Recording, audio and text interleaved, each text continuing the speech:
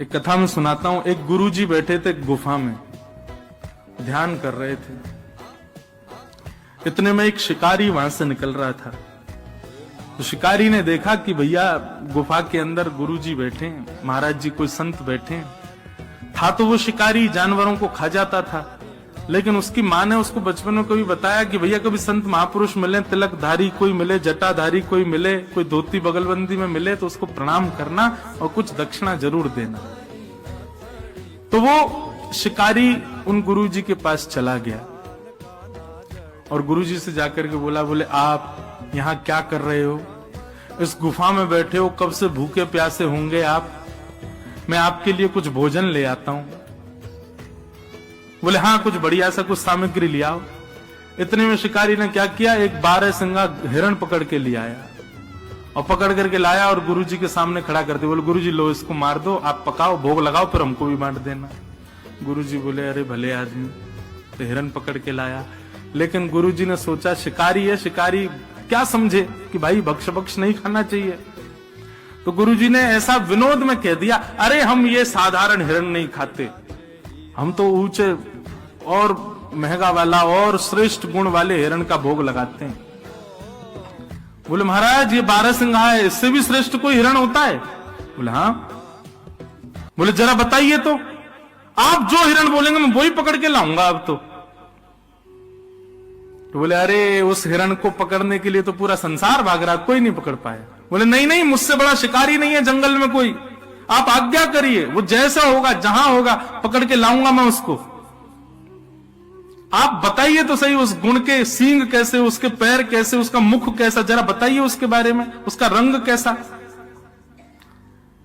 संत विनोद में ही बोलने लगे, बरहा पीडम नटवर वपु कर्णयो कर्णकारम विभ्रदवासः कनक कपिसम वैजयंतीं च माला रंध्रान् वेणो अधर सुधया पूरयन् गोप वृंदै वृंदारण्यं स्वपद रमणं प्राविशद गीत कीर्ति।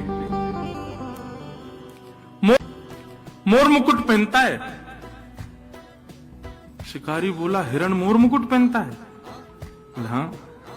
और कर्णयोः कर्णकारम, उसके कान 2 हैं लेकिन कुंडल एक ही पहनता है, और कभी वो इस कान में पहन लेता है, कभी निकाल के इस कान में पहनता है। हमारे नाना जी इतना सुंदर वर्णन करते थे, बोले ठाकुर जी कुंडल कैसे पहनते हैं?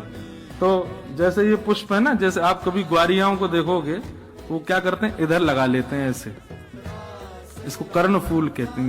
यहाँ ऐसे धारण कर लेंगे, अगर लंबा हो पीछे से, तो ठाकुर जी क्या करते हैं, यहाँ पर पुष्प लगा लिया। अब लगाते लगाते चलेंगे, इतने में दूसरी तरफ चल रहा मधुमंगल बोले लाला मां कुंडल बढ़िया ना लग लो, या बारे में लगा। सो ठाकुर जी इधर से पुष्प को उछालते हैं, उछाल करके इधर धारण कर लेते हैं। फिर यहां से श्री रामा कहेगा ना लाला मां बढ़िया ना लग रहा, यहीं पहन, तो फिर उछालते हैं, फिर यहां पहन लेते हैं।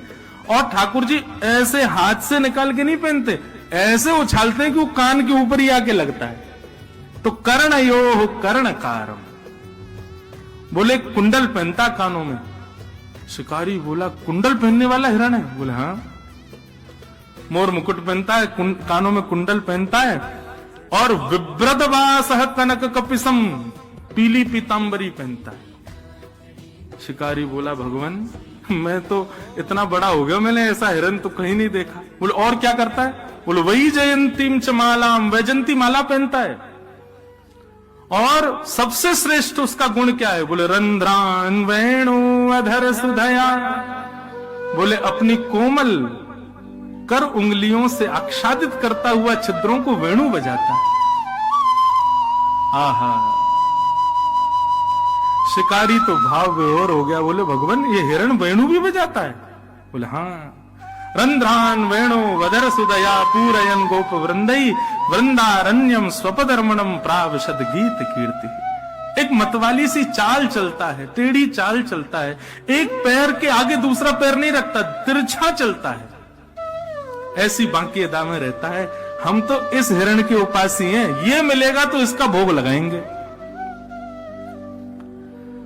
शिकारी ने कहा गुरुजी मैं आपको वचन दे के जाता हूं, जब तक ये हिरण मुझको नहीं मिल जाएगा मैं भी भूखा रहूंगा।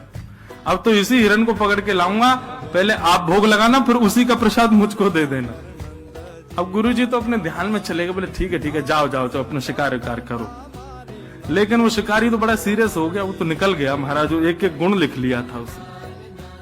अब वो ढूंढ रहा है। अब देखो गुरु की आज्ञा मान करके और वो सब गुण दे करके शिकारी भली शिकार की भावना से जा रहा है, लेकिन चिंतन तो ठाकुर जी का कर रहा है ना। सामने हिरण आ जाते हैं तो सोचता नहीं ये नहीं है, मोर मुकुट वाला होगा, ऐसा होगा। एक दिन बीत गए, 2 दिन बीत गए, 3 दिन बीत गए, 4 दिन बीत गए। भूख के कारण प्राण निकलने लगे उस शिकारी के, लेकिन सोचने लगा मेरे गुरुजी भी तो भूखे बैठे हैं, जब वो भूख सहन कर रहे हैं तो मैं क्यों नहीं करूं। अब तो इसी हिरण को पकड़ के ले जाऊंगा। इतनी व्याकुलता उसके तन में आ गई, शिथिल हो गया, गिरने लगा, ऐसी स्थिति आ गई। लेकिन सामान्य हिरण का शिकार नहीं कर रहा था। ठाकुर जी को उसका ये भाव प्रिय लग गया, और इतने में ही सघन कुंज में से पीतांबरी पहने, बांकी अदा से मोर मुकुट धारण किए, एक कुंडल गले में वैजंती माला, पीतांबरी आच्छादित है, सुंदर अधर पर वेणु धारण करके बांकी अदा से चलते हुए श्याम सुंदर जैसे सन्मुख आए उस शिकारी के। ठाकुर जी के रूप माधुरी को देख करके एक एक अंग को जब उसने देखा तो उसको याद आया गुरुजी ने जो बताया था, ये तो बिल्कुल वैसा ही है।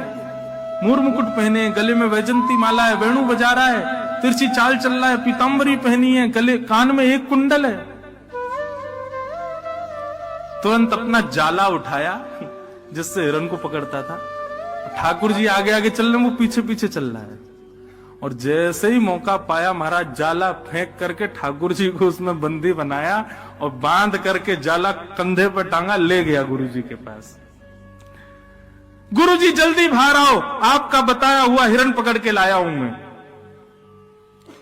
महाराज जी बोले ये और पता नहीं, अब पता नहीं कहां से कौन सा हिरण ले आया है। जय पीछे पीछे चल रहा है, और जैसे ही मौका पाया महाराज जाला फेंक करके ठाकुर जी को उसमें बंदी बनाया और बांध करके जाला कंधे पर टांगा, ले गया गुरुजी के पास। गुरुजी जल्दी बाहर आओ, आपका बताया हुआ हिरण पकड़ के लाया हूं मैं। महाराज जी बोले ये और पता नहीं, अब पता नहीं कहां से कौन सा हिरण ले आया है। जैसे ही निकल करके गुफा से बाहर आए तो क्या देखा, शिकारी के कंधे के ऊपर बंसी बजा रहे ठाकुर जी बैठे हुए हैं। जैसे ये दृश्य देखा महाराज, देखते ही महाराज जी तो मूर्छित होके गिर गए। होश में आए, जलवल डाला उसने शिकारी ने, बोले गुरुजी होश में आओ।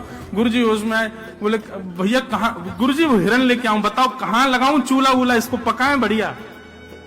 गुरुजी बोले भले आदमी, इनको छोड़ जल्दी। बोले गुरुजी भाग जाएगा, ये बहुत मुश्किल से मिला, मुझे 5 दिन लगे इसको पकड़ने में।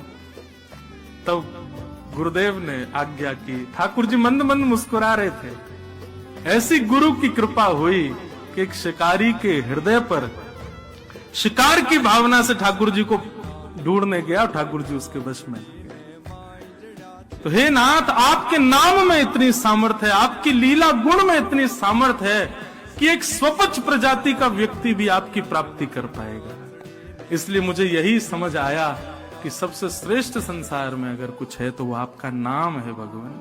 उस नाम के आश्रय में, कथा के आश्रय में कोई भी आ जाए, उसको आप मिल ही जाते हो, उसको आपकी प्राप्ति हो ही जाती है। ऐसे नाम को हम बारंबार प्रणाम करते हैं। इसलिए हम कथाओं में गाया करते हैं, कन्हैया कन्हैया पुकारा करेंगे, लताओं में ब्रज की गुजारा करेंगे।